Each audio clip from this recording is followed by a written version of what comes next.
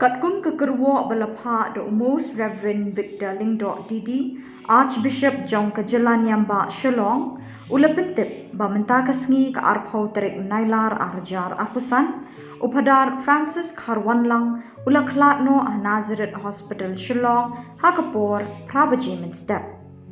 Katkum ketiga kerwa, Archbishop Uloong Bakandon kakon celebrated Requiem Mass Haying Archbishop Langkra, Hakapor Hendriu Baje Janmid, Haka Arpau Terik Unailar Arhajar Arpusan, but ekamet padangsa Andra Shaying Maniba, Haka Arpway Terik Unailar Arhajar Arpusan, Hakapor Katway Bajimin Step. Shushu Archbishop Uloong Bakamas on tep kanlong Haka Arpway Terik Unailar Arhajar Arpusan, Hakapor Arbaji Nok Paisngi, Haying Maniba Jongkamaria Kanongirap Ki Kristan Lain Kra Shillong. In sepenbut pat da kajinglet on tep showlum jing tep kabalan Catholic Lain Kra.